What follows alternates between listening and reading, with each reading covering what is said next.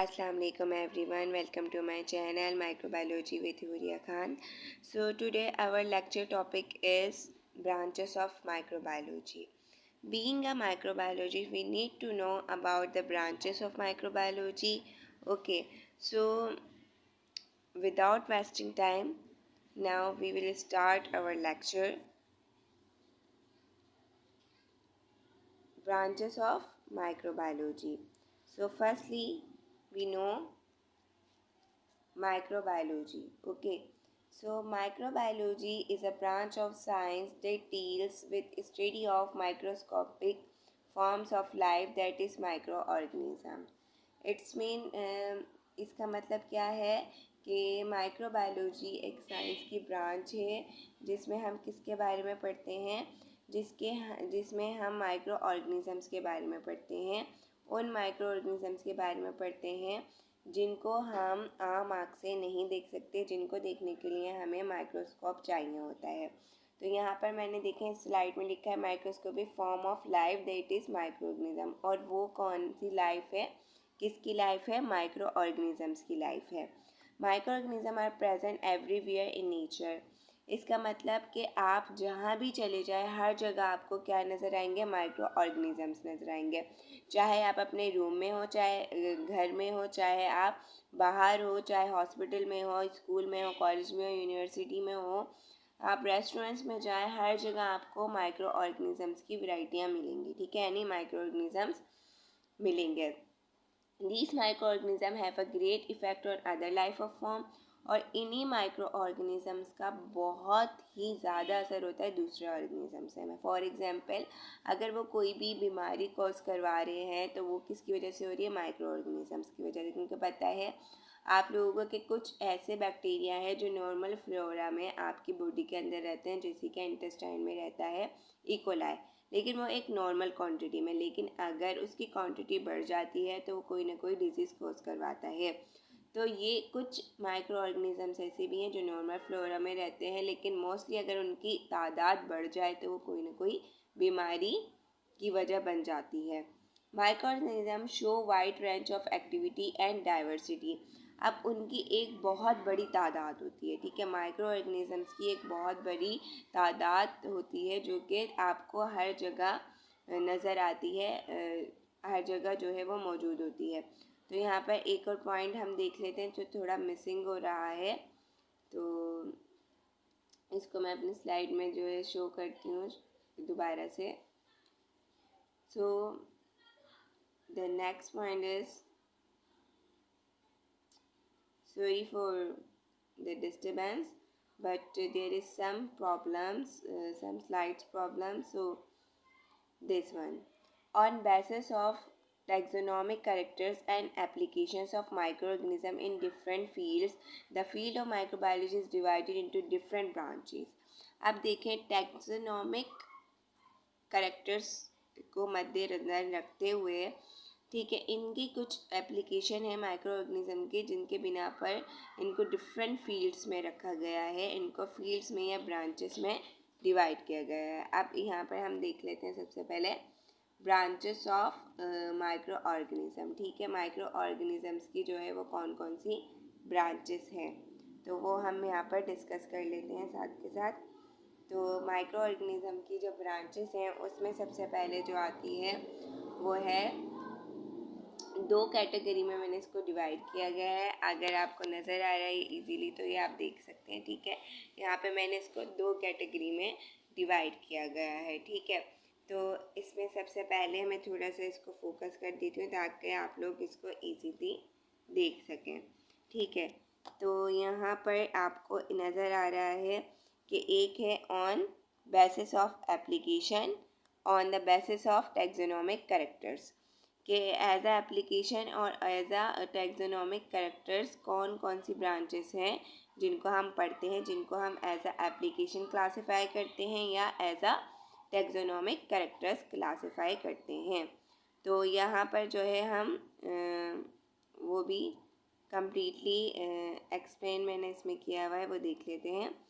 देखें, on the basis of application, यहाँ पर सबसे पहले क्या आ गई, एयर आ गई, ठीक है, water, sewage, soil microbiology, food microbiology, milk microbiology, industrial microbiology, medical microbiology, geo microbiology, biotechnology. अब स्टेप बाय स्टेप इन फील्ड्स के बारे में थोड़ा हम जान लेते हैं।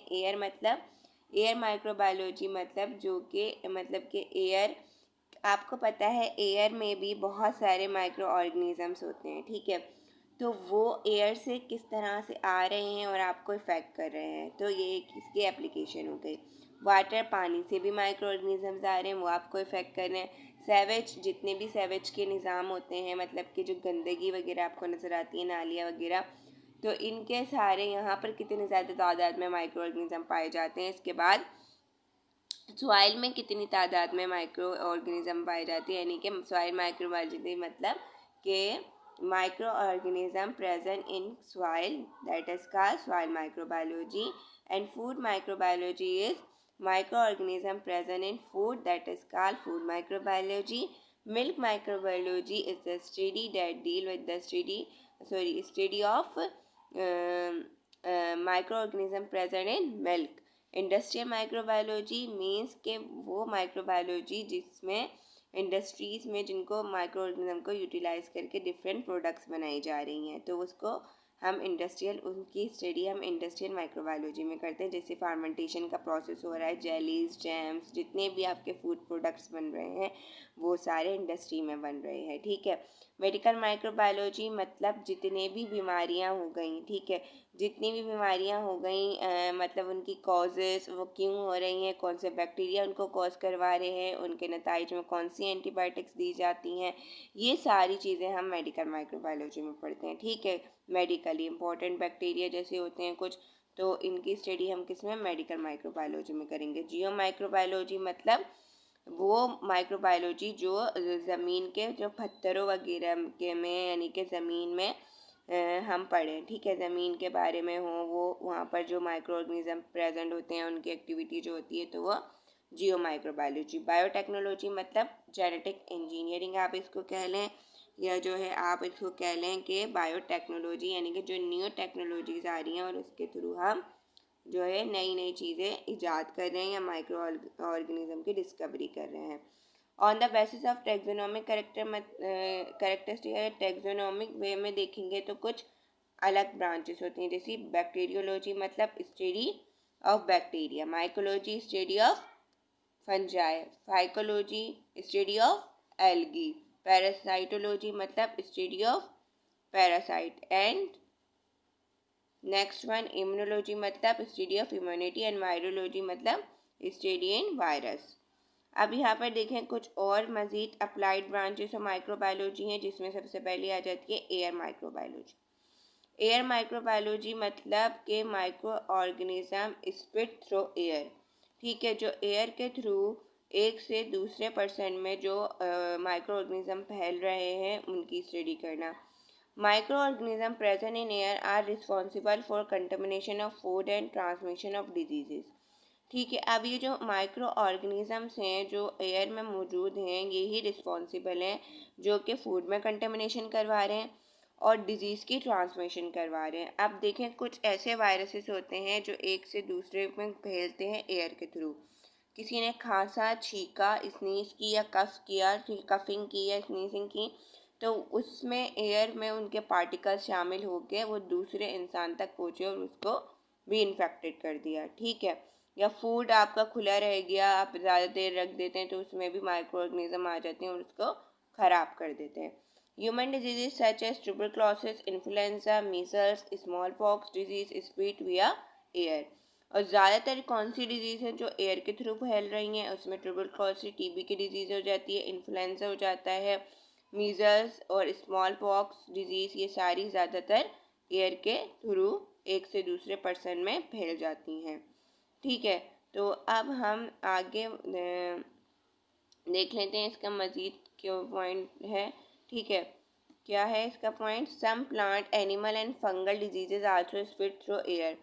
जैसी कुछ प्लांट्स, एनिमल और फंगल डिजीजेज भी ऐसी होती हैं जो किसके थ्रू फैलती हैं, एयर के थ्रू फैलती हैं। So it is important to study specific area for controlling and preventing the spread of microbes. तो हमारे लिए ये बहुत ज़रूरी है कि हम इसकी स्पेसिफिक उस एरिया की स्टडी करें, ठीक है, जो उसको कंट्रोल करे कि किस तरह से इनकी प्रिवेंशन होंगी, इनको जिस तरह से ये फैल रहे हैं माइक्रोब्स इनको रोका जाएगा। ये सब हम इसी में पढ़ेंगे, किसमें, एयर माइक्रोबायोलॉजी में, क्योंकि ये सब एयर के थ्रू ही फैल रही हैं, ठीक है। अब हम बात कर लेते हैं दूसरे नंबर पर वाटर माइक्रोबायोलॉजी की, ठीक है। अब वाटर माइक्रोबायोलॉजी की जब हम बात करते हैं तो इसमें सबसे पहले हम देखेंगे कि है क्या ये। Water is a basic necessity for living organism for its survival. अब आपको पता है वाटर एक ऐसा मेन कंपोनेंट है जो कि जिसके without water life is not possible, तो जिसके बिना लाइफ जो है वो पॉसिबल नहीं है, ठीक है। अब मैं थोड़ा सा इसको और फोकस करती हूँ ताकि आपको और क्लियर हो जाए। Water use should be pure, free from chemicals and disease causing organisms. और पानी कैसा होना चाहिए, जो कि प्योर हो, फ्री फ्रॉम केमिकल्स, जिसमें कोई केमिकल्स वगैरह मौजूद ना हो, और उसमें कोई डिजीज कॉजिंग ऑर्गेनिजम्स भी नहीं हो। अगर आप सादा टैप वाटर लेंगे तो ऑब्वियसली वो सेवेज के निज़ाम से या फिर जो है लाइन वगैरह के निज़ाम से मोटर के थ्रू आपके पानी आता है जो कि साफ़ नहीं होता। So you should boil water before drinking. तो आपको पीने से पहले वो क्या करना है, उसको बॉयल कर लेना है। The municipal water purification units are use to purify water. अब ये कह रहे हैं एक म्यूनिसिपल वाटर प्योरिफिकेशन एक सिस्टम है, वो किस लिए यूज़ होता है, वाटर को प्योरीफाई करने के लिए। वाटर ख़राब कौन कर रहे हैं, माइक्रो ऑर्गेनिज्म कर रहे हैं, इसी वजह से हम इसको यहाँ डिस्कस कर रहे हैं, ठीक है। मज़ीद यहाँ पर देख लेते हैं कुछ और points. It is important to check the quality of water and this quality of water is check under this branch of microbiology that is water microbiology, ठीक है। अब यही क्यों ज़रूरी है, ये जो है वाटर की क्वालिटी को हम चेक करते हैं किसके थ्रू, जब हम वाटर माइक्रोबायोलॉजी पढ़ते हैं, ठीक है। यानी वो माइक्रोबायोलॉजी जो वो माइक्रो ऑर्गेनिज्म जो वाटर में प्रेजेंट है, जब हम उनके बारे में पढ़ते हैं तो हमें पता चलता है कि किस तरह से कंटेमिनेशन हो रही है माइक्रो ऑर्गेनिज्म की वाटर के अंदर, और उनको हमें प्योरीफाई करना है। The branch of water microbiology check whether the water is portable और नॉट। पोर्टेबल मतलब वो वाटर जो पीने के काबिल हो, कि वो पानी पीने के काबिल है या नहीं, ये हम वाटर माइक्रोबायोलॉजी के थ्रू ही पता करते हैं। तो ये भी एक इसकी बड़ी फील्ड है वाटर माइक्रोबायोलॉजी, ठीक है बेटा। अब हम मज़ीद आगे इसके एक लास्ट पॉइंट थोड़ा मिस किया है हमने, तो वो भी हम देख लेते हैं कि इसके लास्ट पॉइंट में क्या है। ये स्लाइड्स बहुत जल्दी जल्दी निकल रही हैं जिसकी वजह से मैं आपको शो नहीं कर पा रही, लेकिन मैं आपको ज़रूर बताऊंगी, ठीक है। A good quality of water should be supplied as water can be a source of transmission of various disease. मतलब जो गुड क्वालिटी ऑफ वाटर की जो अच्छी क्वालिटी है वो क्या है, वो सप्लाई की जाती है, मतलब पानी की किस तरह कर सकते हैं आप, अगर उसमें डिफरेंट डिजीज़ हैं तो उसको क्लीन किस तरह से करवा रहे हैं। जब आप उसके बारे में पढ़ेंगे, जानेंगे कौन से ऑर्गेनिज्म हैं और इनको किस तरह से क्लीन करवाना है, जब भी जो वाटर है वो आपका गुड क्वालिटी का होगा। इसके बाद सीवेज माइक्रोबायोलॉजी देख लेते हैं। सीवेज माइक्रोबायोलॉजी में क्या है, तो सीवेज माइक्रोबायोलॉजी में क्या आ जाता है, sewage water is a use water of community, ठीक है। सीवेज का निज़ाम हम क्यों यूज़ करते हैं, कम्युनिटी वाटर के लिए, ताकि एक जो पानी का निज़ाम है वो आपकी पूरे कम्युनिटी को मिले, ठीक है, पूरी सोसाइटी को मिले। The branch of microbiology deal with study of micro organism present in sewage water as well microorganisms associated with treatment of sewage water is called as sewage microbiology। देखें इसकी डेफिनेशन बहुत ही अच्छी मैंने शॉर्ट लिखी है कि भाई सीवेज वाटर माइक्रोबायोलॉजी वो माइक्रोबायोलॉजी होती है जो एक पूरा निज़ाम वाटर सप्लाई का जो लोगों तक ट्रांसफ़र हो रहा होता है एक जगह से दूसरी जगह, तो ये सारी चीज़ें कैसे ट्रांसफ़र होती हैं, सीवेज माइक्रोबायोलॉजी के थ्रू उसकी स्टडी की जाती है, उनको साफ़ किया जाता है पानी को और उसको ट्रांसफ़र किया जाता है, ठीक है। अब हम मज़ीद आगे पढ़ लेते हैं, देखते हैं और क्या आगे मैंने स्लाइड्स बनाई हैं। ठीक है, तो ये देखिए मज़ीद एक और पॉइंट, 2 पॉइंट सामने आए। The sewage water contain different chemical pathogenic as well as non pathogenic microorganism. अब सीवेज वाटर में जो है डिफरेंट किस्म के केमिकल होते हैं या पैथोजेंस भी होते हैं और नॉन पैथोजेनिक ऑर्गेनिजम्स भी होते हैं। तो उन सबको हमें क्लीन करवा कर साफ़ वाटर हमें चाहिए कि हम लोगों के घरों तक ट्रांसफ़र करें सेवेज के निज़ाम से। Sewage water should be treated properly, इसलिए उसको प्रॉपरली ट्रीट करवाना लाजमी होता है। ठीक है, इसके बाद if the sewage water is kept untreated before disposal, it may cause harm to environment as well as life form। अगर हमने विदाउट ट्रीटमेंट इसको लोगों के घरों तक सप्लाई करवा दिया तो जाहिर सी बात है वो लोग पिएंगे और उसमें माइक्रो ऑर्गेनिज्म मौजूद होंगे, तो वो कोई ना कोई बीमारी का शिकार ज़रूर होंगे। वो जो लोग उसको पानी को पिएंगे तो उससे वो इन्फेक्टेड हो जाएंगे। ठीक है, अब हम बात कर लेते हैं यहाँ पे सॉइल माइक्रोबायोलॉजी की। तो सॉइल माइक्रोबायोलॉजी क्या होती है? Soil is a great source of micro organisms. The branch of microbiology that deal with the study of microorganism present in soil is called as soil microbiology. I already told you about the soil microbiology. Means soil microbiology is the study of soil present in microorganism present in soil, that is called soil microbiology. Okay, microorganism present in soil carry out transformation of element that are present in soil as well as degrade complex organic matter to simple form। अब देखें, अगर soil में micro organism है तो उनका beneficial role भी बहुत ज़्यादा है। मतलब वो डिकम्पोजिशन का प्रोसेस करवाएंगे जिसके थ्रू जो बिग बिग लार्ज केमिकल्स हैं, जो कंपाउंड्स हैं, ठीक है, तो वो टूट जाएंगे स्मॉल में। तो वहाँ पर जो है डिकम्पोजिशन का प्रोसेस भी हो रहा है, किसके through?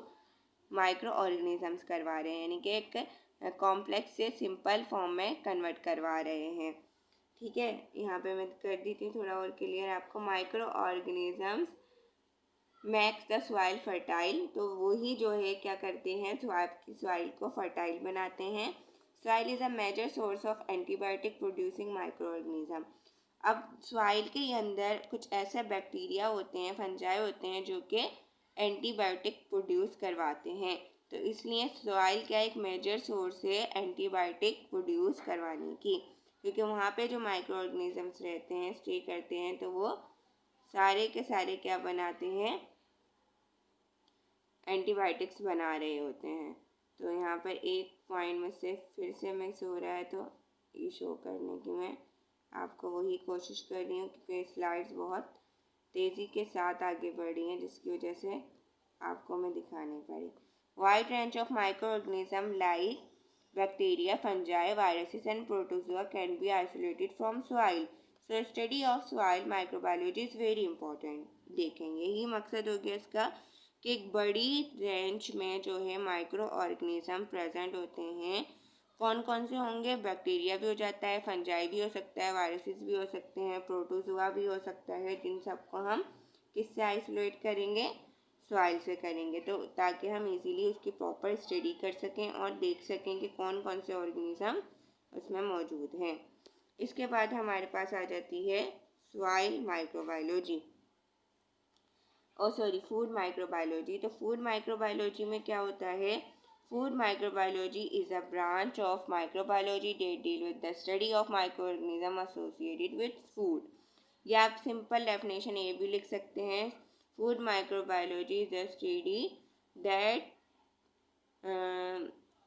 microorganism present in food, that is called food microbiology।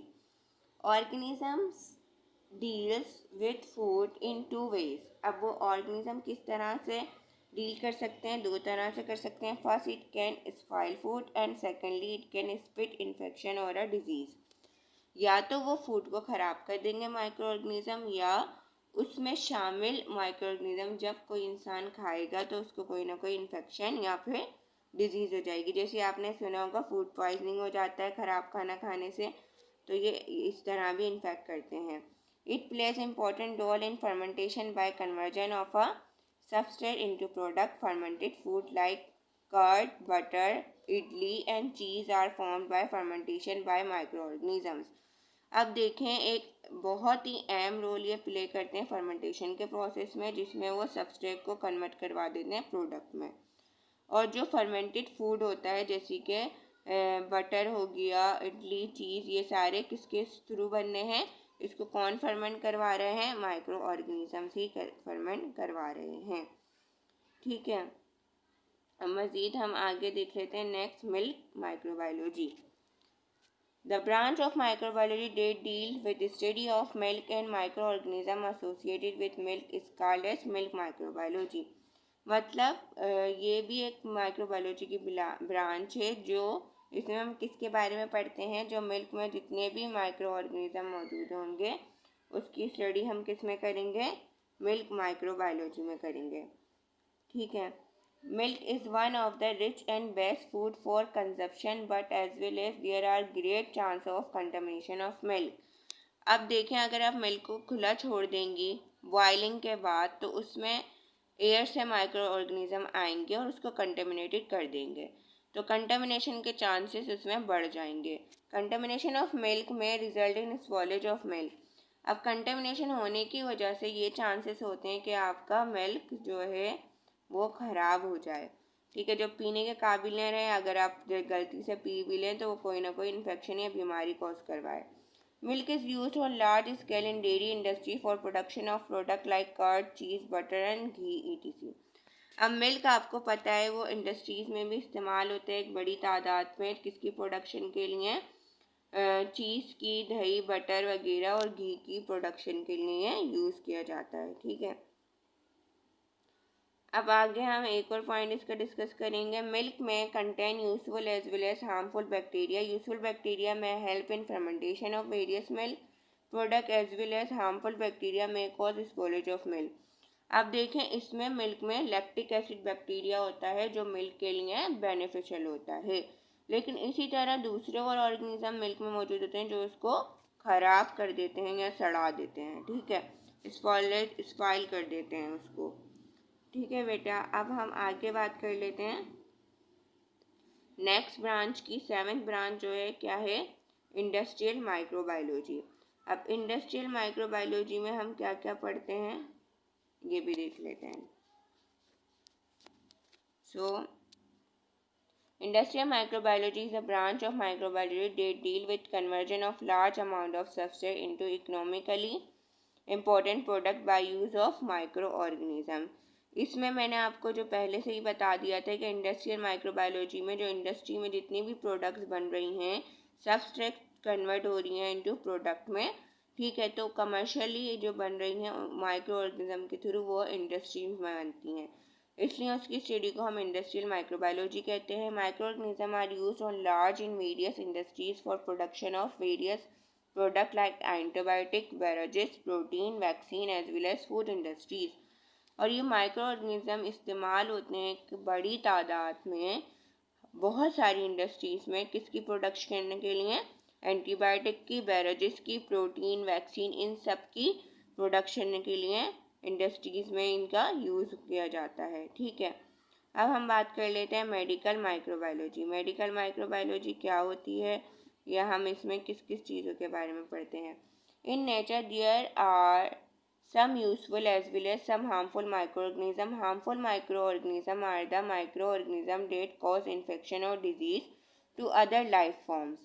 In the branch of medical microbiology, studies carried out on causative agent of the disease, identification, pathogenicity, prevention and cure of disease. बेटा ये मैंने आपको पहले ही बता चुकी हूँ कि medical microbiology में हम टोटली यही डिस्कस करते हैं कि माइक्रो ऑर्गेनिज़म कौन सा माइक्रो ऑर्गेनिज़म है जिसने किसी पर्सन को इन्फेक्ट किया है, फिर उसका क्या इलाज करना है, उसको क्या मेडिसिन देनी है, उसको आइडेंटिफाई किस तरह से करना है, उसको प्रिवेंट किस तरह से करना है, ये सारा हम मेडिकल माइक्रोबायोलॉजी में पढ़ते हैं।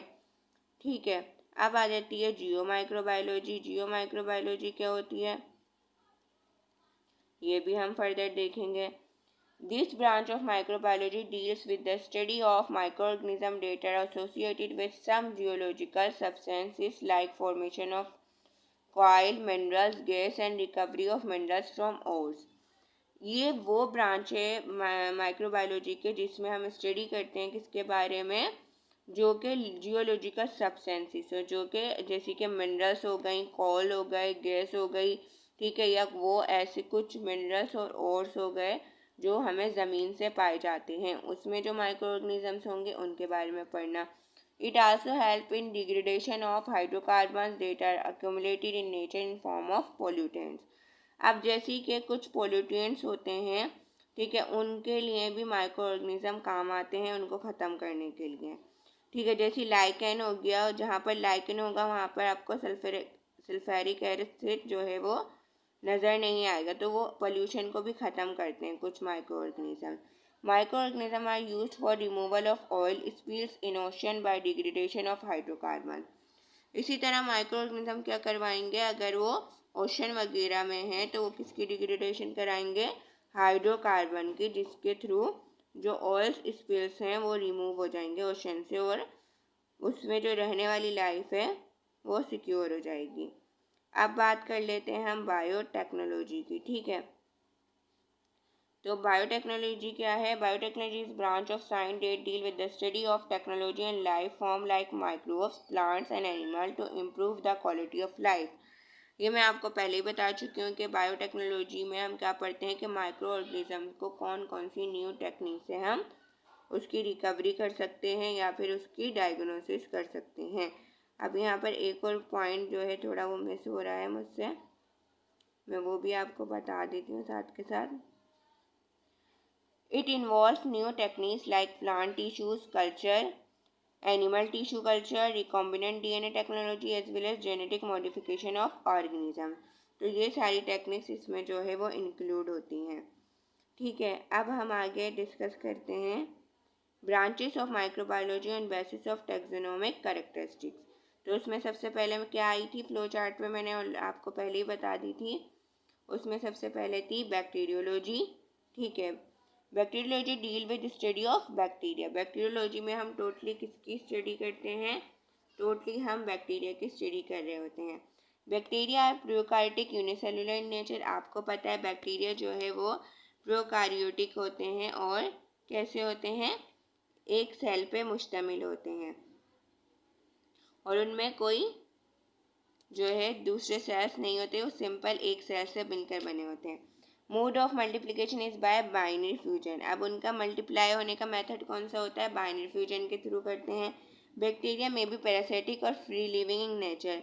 कुछ पैरासिटिक होते हैं और कुछ फ्री लिविंग होते हैं, यानी कि जो हर जगह आम नॉर्मल फ्लोरा में भी पाए जाते हैं, ठीक है। तो और दूसरा क्या है, nuclear material is bound to nuclear membrane. अब उनका कोई जो है न्यूक्लियर, उनका न्यूक्लियस नहीं होता बल्कि एक बाउंडेड न्यूक्लियर मटेरियल उनमें मौजूद होता है।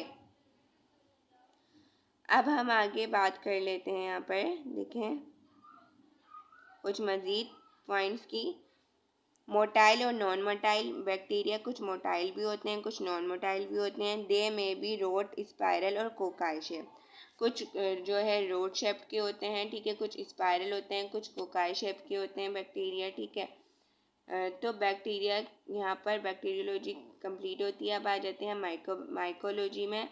माइकोलॉजी आपको पता है जो ब्रांच है माइक्रोबायोलॉजी की, और इसमें हम किसके बारे में पढ़ते हैं, इसमें हम पढ़ते हैं टोटली फंगस के बारे में। Fungus cells are eukaryotic in nature. Its nuclear material is surrounded by chitin और सेलुलोज। इसका जो न्यूक्लियर मटेरियल होता है वो सराउंड होता है किससे, काइटिन से और समटाइम सेलुलोज से होता है। जो फंगस सेल्स होते हैं वो नॉन फोटोसिंथेटिक होते हैं, यानी इनमें कोई फोटोसिंथेसिस का अमल नहीं होता। And chemo organotrophic in nature. ये कीमो ऑर्गेनो का मतलब, कीमो मतलब केमिकल्स के थ्रू भी अपनी जो है वो प्रोडक्शन करवाते हैं, तो इसको हम कीमो ऑर्गेनोट्रॉपिक भी कहते हैं इस तरह से। Fungus cells are divided into yeast और मोल्ड्स। ये एक दो बड़े ग्रुप में इनको डिवाइड किया गया है, ईस्ट में और मोल्ड्स में, फंगस को, ठीक है। अब हम आगे फाइकोलॉजी की बात कर लेते हैं। फाइकोलॉजी क्या होती है, it is branch of science that deals with study of algae. इसमें हम एल्गी की स्टडी करते हैं, ठीक है। और एल्गी भी आपको जो है वो कैसी मिलेगी, सॉरी, ये थोड़ा बहुत ज़्यादा डिस्टर्ब कर रहा है, डिस्टर्बेंस क्रिएट करवा रहा है। ठीक है, तो नेक्स्ट स्लाइड शो हो जाए। Algae are photosynthetic eukaryotic and multicellular organism. अब देखें फंजाई जो है वो नॉन फोटोसिंथेटिक होते हैं, लेकिन ये फाइकोलॉजी में यानी कि एल्गी में फोटोसिंथेसिस का अमल होता है। अब पैरासाइटोलॉजी की बात कर लेते हैं हम। पैरासाइटोलॉजी क्या होती है? Branch of science that deal with study of parasites is called parasitology. ठीक है, अब इसमें किसकी स्टडी करते हैं हम? पैरासाइट की करते हैं पैरासाइटोलॉजी में। This branch mainly include three groups or organism that are parasitic, protozoa, parasitic worms and arthropods। अब इसमें इस ब्रांच में जो है कौन कौन से ग्रुप्स आ जाते हैं ऑर्गेनिजम्स के? पैरासिटिक प्रोटोजोआ आ जाता है, पैरासिटिक वर्म्स आ जाते हैं और अर्थ्रोपोड्स आ जाते हैं। तो ये सारे पैरासाइटोलॉजी में हम डिस्कस करते हैं। ठीक है, मज़ीद इसकी मैं आपको थोड़ी सी और एक्सप्लेनेशन दे देती हूँ। In this branch the relationship between host and parasitic is also study. अब देखें पैरासाइट जिसको इन्फेक्ट कर रहा है वो उसका होस्ट हो गया, तो उनकी रिलेशनशिप के बारे में भी हम इसी में पढ़ते हैं और उनको किस तरह से ठीक किया जाएगा उस इन्फेक्टेड पर्सन को पैरासाइट के थ्रू, यही पढ़ेंगे इसमें। Parasites are responsible for causing infection in other humans and animals. और ये पैरासाइट्स ही होते हैं जो ह्यूमन्स और एनिमल्स में कोई भी बीमारी को कॉज करवाते हैं। अब इम्यूनोलॉजी आ जाती है। It is branch of microbiology date deals with the study of immune system of all organism specially human beings and animals. हम इम्यूनोलॉजी में किसके बारे में पढ़ते हैं? हम इम्यूनोलॉजी में पढ़ते हैं जो है किसके? ह्यूमन सिस्टम के बारे में, ह्यूमन बींग्स के और एनिमल्स के। ठीक है, तो प्लांट्स में तो कोई ह्यूमन सिस्टम होता ही नहीं है, तो जाहिर सी बात है हम एनिमल और ह्यूमंस में पढ़ते हैं। In this branch the relation between host body pathogen is study. अब इसमें हम किसकी रिलेशन पढ़ेंगे कि होस्ट की पैथोजन के साथ किस तरह से रिलेशनशिप है, ये सब हम इम्यूनोलॉजी में ही पढ़ते हैं। ठीक है, इसके बाद हमारे पास जो है वायरोलॉजी आ जाती है। तो वायरोलॉजी में हम क्या करते हैं? It deals with the study of viruses. Viruses are small, ultra microscopic and visible through electron microscope. अब जिस तरह से मैंने बैक्टीरिया को आपको बताया वो माइक्रोस्कोपिक होता है, माइक्रोस्कोप से देखते हैं, कंपाउंड माइक्रोस्कोप से भी हम देख लेते हैं, लेकिन वायरोलॉजी यानी वायरस जो है उससे भी छोटा होता है, जो कि नैनोमीटर में हम उसका साइज़ लेते हैं। ठीक है, तो इसमें इसको देखने के लिए हमें इलेक्ट्रॉन माइक्रोस्कोप की ज़रूरत पड़ जाती है, तो इसमें हम जो है इलेक्ट्रॉन माइक्रोस्कोप का यूज़ करते हैं। Viruses are inert and depend on host for multiplication. ये टोटली क्या करता है? वायरस किस पर डिपेंड करता है? होस्ट पर, यानी जिसको ये इन्फेक्ट कर रहा है। इसकी कोई खुद की बॉडी नहीं होती। ठीक है, ये क्या करता है? किसी भी इंसान के अंदर उसको इन्फेक्ट करता है और उसके अंदर अपना डीएनए इंजेक्ट करके और उसके सेल को उसके डीएनए को क्या करता है? कब्ज़ा करके खुद अपनी उसके सेल की उसकी होस्ट की मशीनरी को यूटिलाइज़ करता है और अपनी उसके सेल के थ्रू मल्टीप्लिकेशन स्टार्ट करवा देता है। तो इस तरह से वायरस जो है वो वर्क करता है। तो आज का लेक्चर हमारा यहीं ख़त्म होता है। I hope you can understand what I teach today. So if you any confusion, any question, you can easily ask me in my comment section below. Then after saying your answer, I will be answer it. Okay, if you like my lectures, please hit the like button, subscribe my channel and share my videos with your friends, classmates and colleagues.